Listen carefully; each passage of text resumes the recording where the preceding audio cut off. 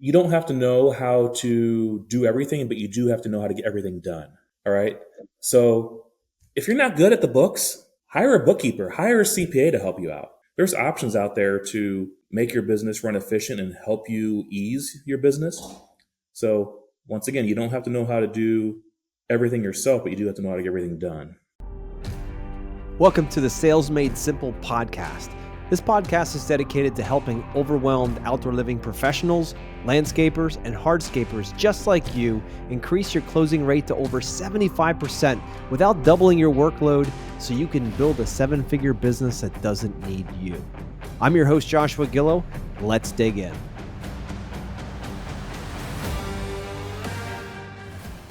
Hello, everybody, and welcome back to the Sales Made Simple podcast. This is your host, Joshua Gillow.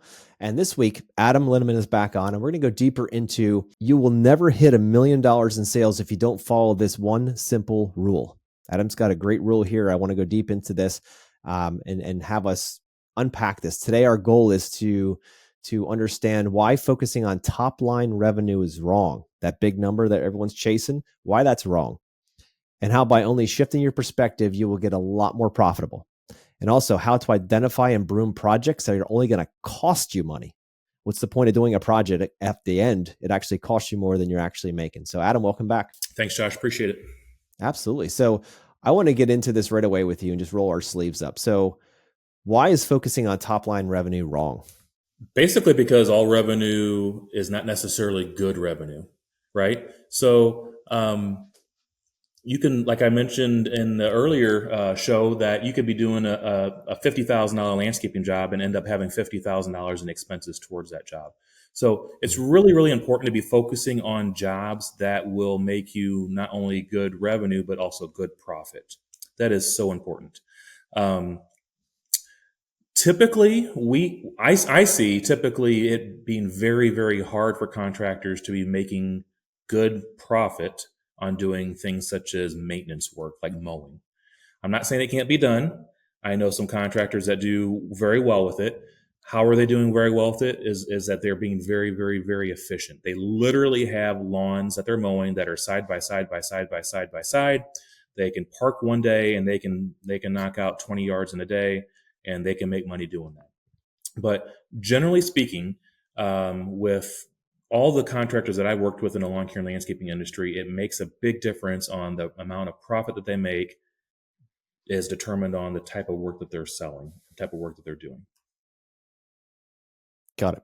Yeah, it makes perfect sense. Some work is not work you can make a great profit. It's a very competitive market. And like, for instance, the lawn mowing side, if you had to truly charge what it cost you plus a profit, you probably wouldn't have that much work to do unless you said, like you said, put them side by side by side.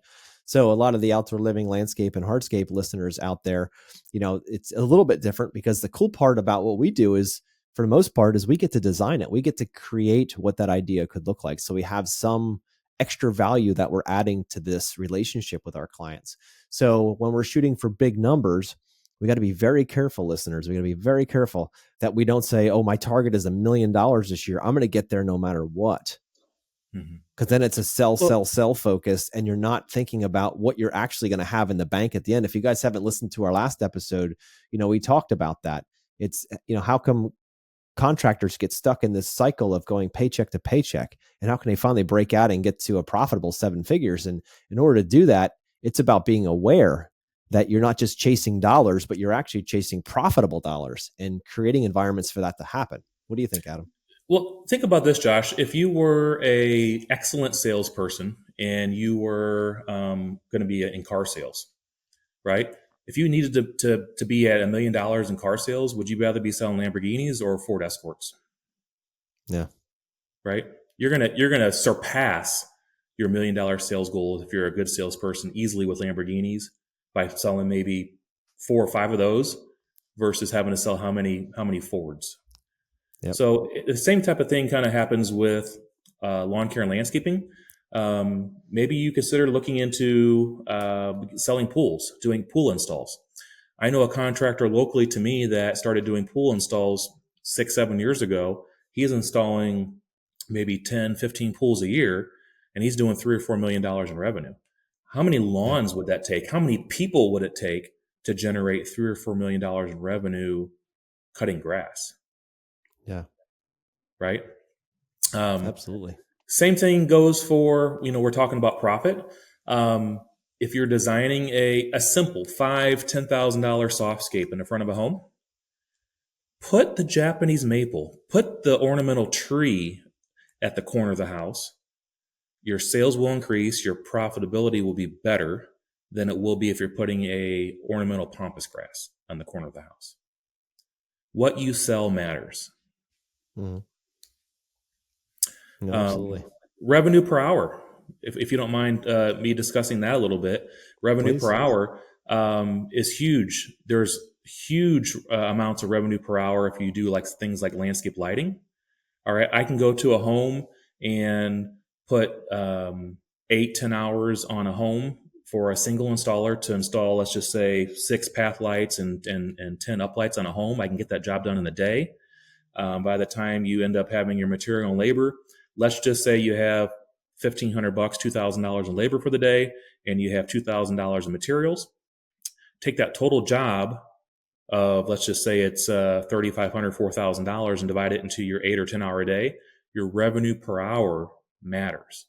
What you can Hmm. generate in an hour is huge. So landscape lighting is typically very high revenue per hour. It's anywhere from $200 to $400 per hour when you're doing lighting, versus mowing is going to be a quarter of that. Yeah. Yeah, no doubt, no doubt. And I know the guys out there that mow will say, "Yeah, but it's not consistent. It's not something that I get every single time. I can't keep going Sure, back." But you've got to just have then a stronger sales system in order to continue to find new work that way. So there's balances to all of that, I'm sure. there is. But at the end of the day, the question would be, and I've heard a lot of students that have come through our courses, they go from like, "Hey, we're mowing and we're building. We'd rather be building, but mowing pays the bills." And then when you actually start forensically looking at that, the next thing you know, they're like, "Wait a minute here, it's actually costing me to mow these yards." Not for everybody out there. I'm sure some listeners are doing well with that, but some of them are like, "You know what, we're just not equipped for that, and I would rather make that larger money on the design build side." But that's a different beast.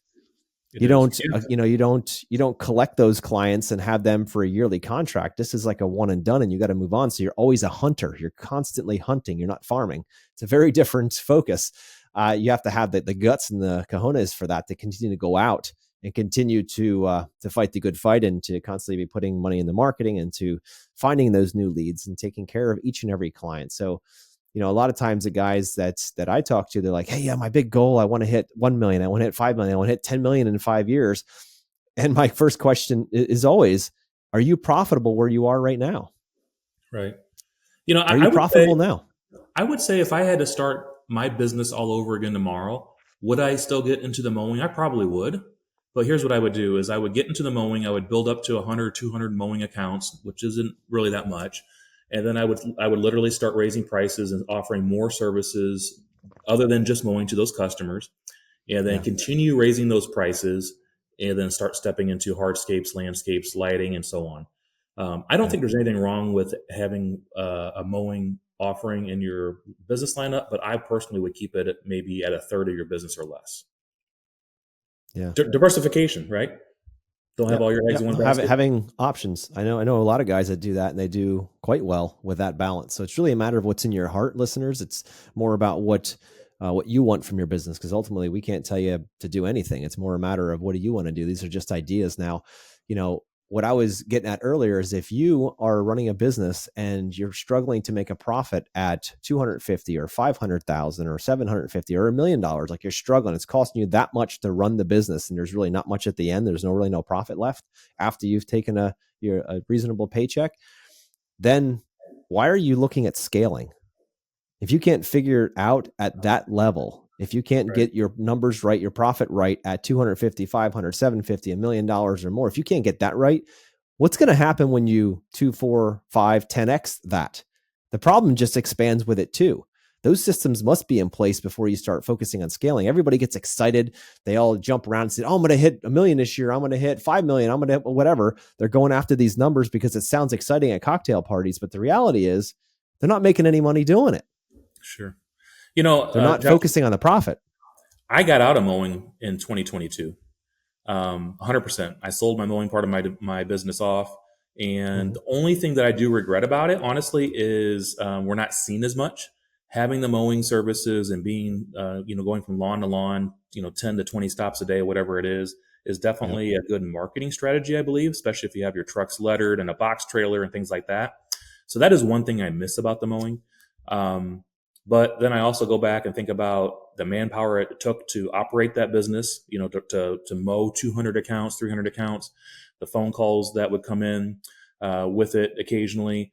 And then other things such as here's a post that I made the other day, and it holds true.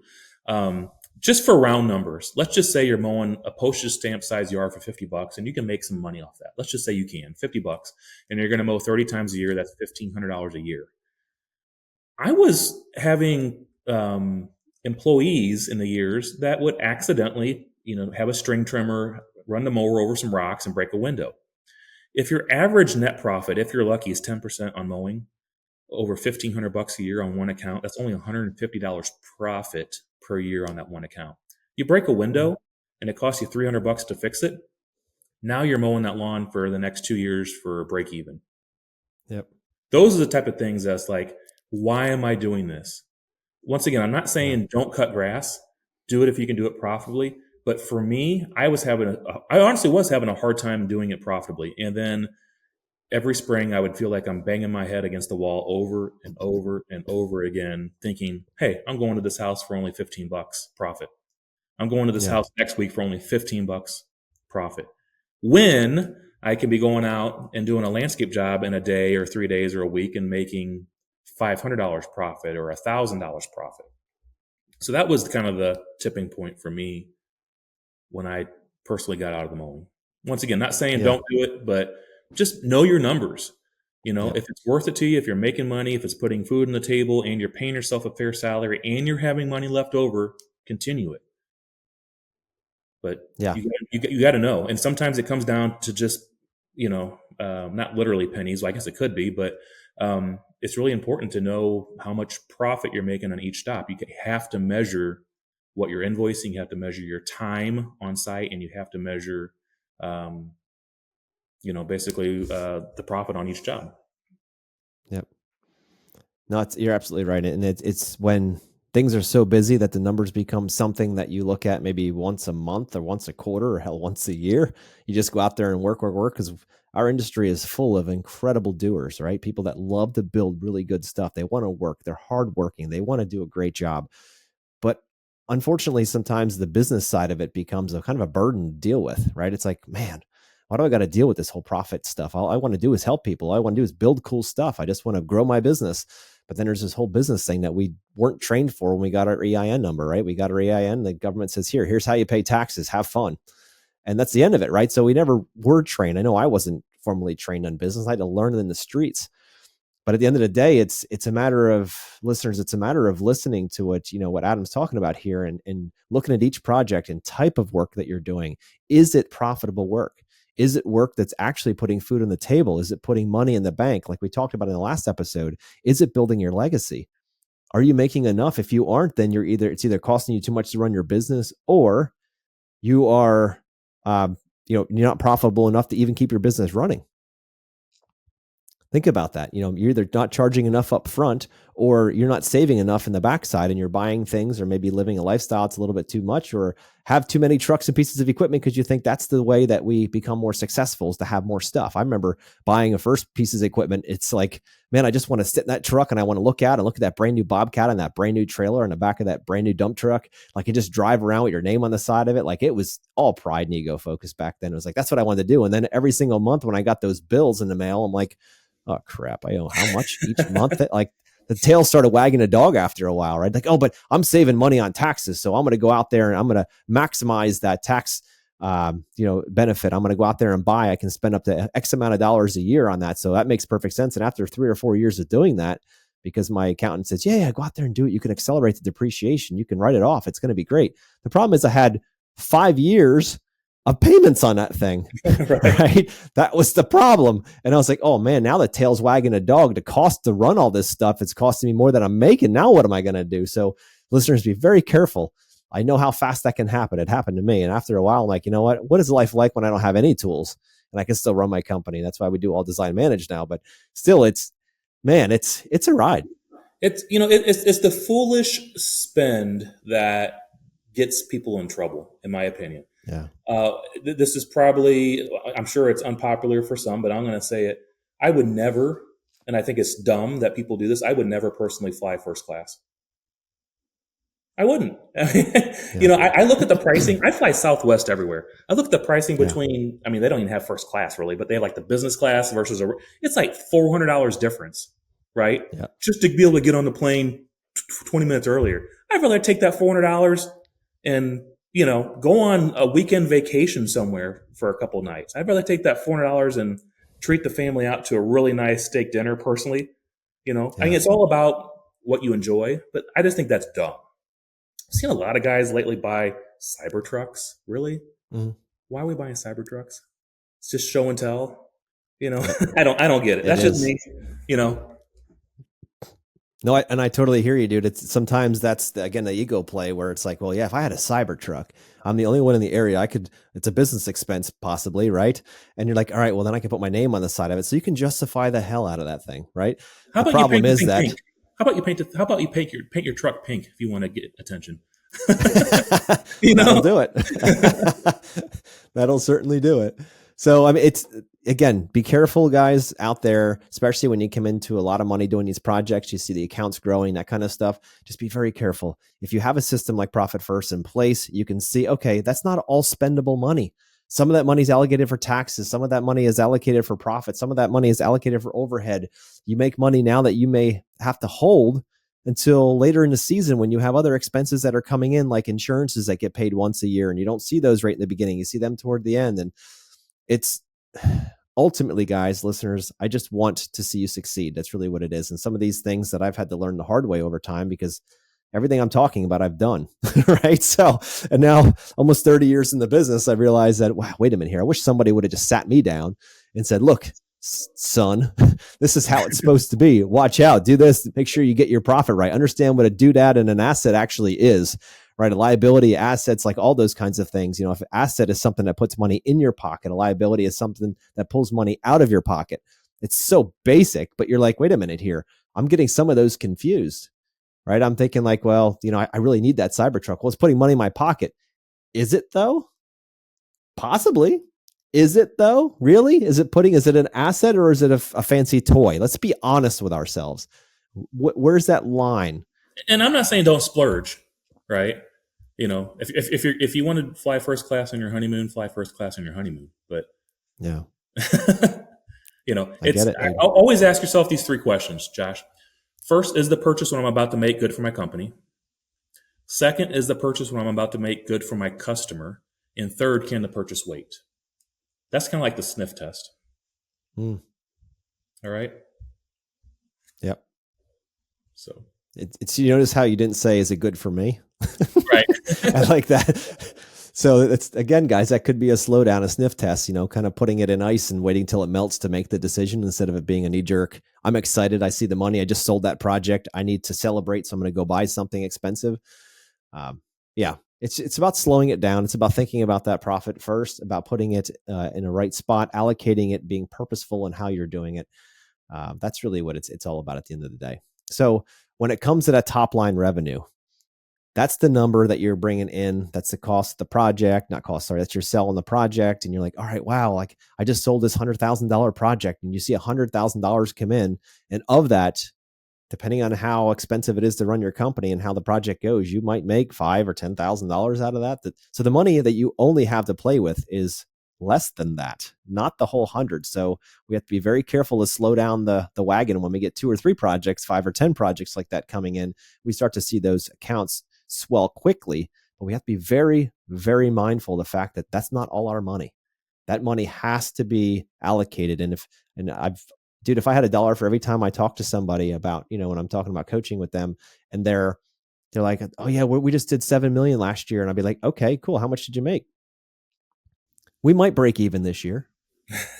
And I'm thinking like, and I'm not here to judge. It's not, Adam, it's not my point. I'm sitting here thinking like, and you want to scale a business that you're barely making any money on. At the end of the day, all that heartache, all that pain, all those conversations, all those clients, all all of that, employees, broken equipment, all of that stuff to make no money at the end of the year for the business.